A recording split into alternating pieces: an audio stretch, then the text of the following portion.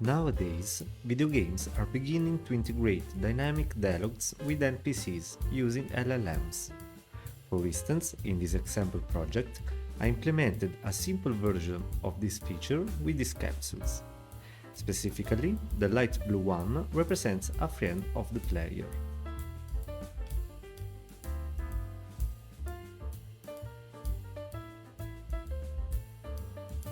But is that all we can do? Let's take a look at another interaction, this time with a capsule representing a good guard at a door.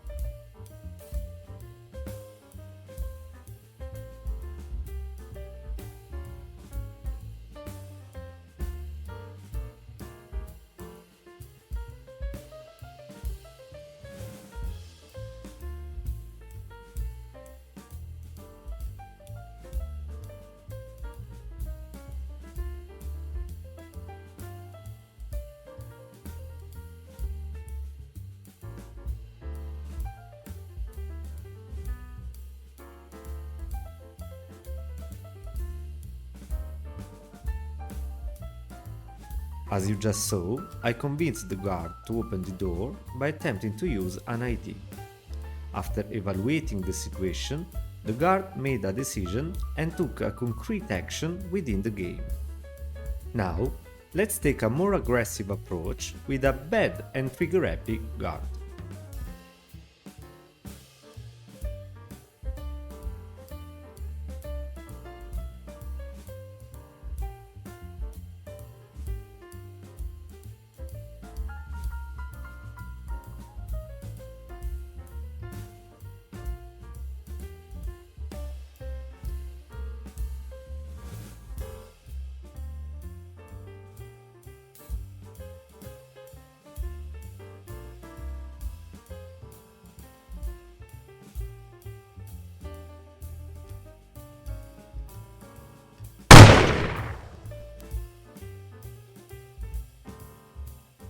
In this case, the guard did not hesitate and immediately dealt with the attacker. Both guards, in particular, can choose to open the door or shoot the player. These are the possible actions that, as a programmer, I have implemented in the game. But the AIs were responsible for deciding which actions to take, influenced by a predefined personality that I designed. But let's take a step back. Let's imagine a general situation where a player can interact with an agent in our video game. The behavior of the agent is usually defined by an hard-coded artificial intelligence. In particular, the agent decisions will be controlled only by the programmer's code.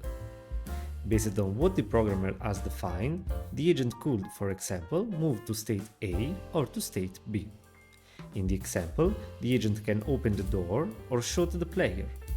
To program the routes that lead in one ending or the other, the developer needs to define and code the agent's decision-making algorithm. For example, they could define a suspicion level that is based on which static dialog options the player selects.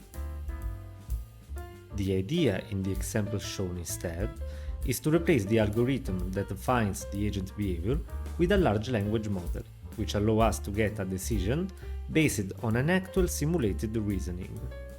In this case, the developer doesn't need to program the agent behavior anymore, he just needs to explain in natural language how he wanted the decision to be made.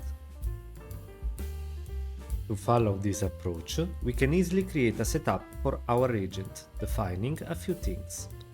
First one, the context or role of the agent in our game, some details about a specific instance of the agent to better define some special behaviors, and finally, we need to tell the agent the possible actions it can take in the game. We can summarize the advantages of this approach in a few points. First of all, it results in a more dynamic and engaging gameplay experience. Then, less code is needed to define the AI in our game. Also, this code doesn't need to be changed in change request, it's enough to update the agent configurations without touching the code.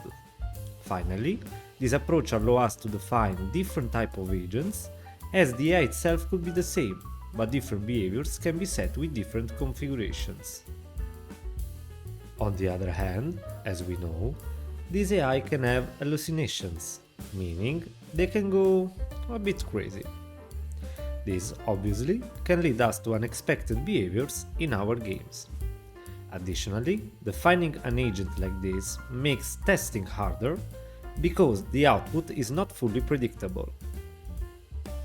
Anyway, let's now define a communication protocol for our approach. On one side we have the game instance, and on the other one we have the instance of the LLM. The configuration we've discussed can be put into a prompt that will be sent to the LLM engine, which will then return a structured response. Specifically, we can use a simple JSON structure which allows us to define key value pairs. In this case, we can ask the AI to respond with an answer field, which represents the agent answer, and an action field, which represents the action the programmer has defined as possible in the game. For this proof of concept, we will use the free Llama software, which allows us to run some LLMs locally. In addition, it automatically exposes an HTTP server, making it easy to integrate the communication with our video game. Specifically, we will use the Llama 3.2 model by Meta. With this setup, we can implement our demo at no cost. This approach, anyway, could be used with any LLM, including GPT. Okay, but let's take a step back. We said that we will ask the LLM to tell us the action to execute, but how we can actually invoke the code of that action at runtime inside Unity? Well, the fastest way is to use the Unity sendMessage method. This function, in fact, allows us to send to Unity GameObject a message to invoke a specific function just using the function name. We can also send parameters if needed. In this way, we can just code all the possible actions in our game in some functions, and we can ask the LLM to invoke those actions using the method names that represent them. So, we have clarified all the key points of our approach. The entire sample project shown at the beginning of the video is available on my GitHub with the setup instructions. The sample project can be further optimized, for example, dockerizing the LLM engine, but maybe we'll cover that in another video. Anyway, I've added some comments to the code to make everything as clear as possible. And in the rest of the video, we'll go through the key aspects of the projects and the core code, so it will be easier for you to make any modification. So, the scene is very simple. It consists of basic shapes forming the environment. The only relevant element is the door, represented by a blue shape. There are also capsules representing the good guard, the bad guard, and a random friend. A simple UI panel is included, where the agent responses are displayed, and also an input field is available for the player's message. Agents are managed using scriptable objects. There are two example configurations, a generic guard and a generic friend. These configurations allow us to define agents in natural language by setting key properties, like the context prompt, which tell the LLM who the agent represents in the game. We can also customize how responses should be formatted and define which actions the agent can perform. To create a new scriptable object of this type, go to Asset, Create, Smart Behavior, Agent Config. This is possible thanks to the agent configuration script, which defines the key properties. Each agent in the scene is controlled by the Smart Behavior agent script. The main property is the agent config, where we assign a configuration. Additionally, we can specify a prompt for a specific behavior. This way, we can have multiple agents, each with unique characteristics, without needing dozens of different configurations. The core of the script is a coroutine that sends an HTTP request to the LLM engine. For this, I used Unity Web Request. Error handling is included to prevent crashes, as LLMs sometimes generate improperly formatted JSON responses. The choice of model is crucial. Based on my experience, GPT generates more structured and reliable responses. The request prompts consist of the system prompt, containing the agent configuration, and the user prompt, which is the player message. In the system prompt, we also ask to answer with our defined JSON structure. In the LLM response, we can extract and execute a requested action, if available. To handle actions for the guard, I created the guard action script attached to the same game object. The send message function, then, triggers the appropriate action.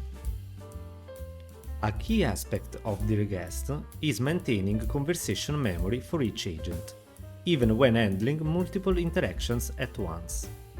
To achieve this, we store a context vector, a series of numbers updated with every request. This helps the LLM remember the conversation history.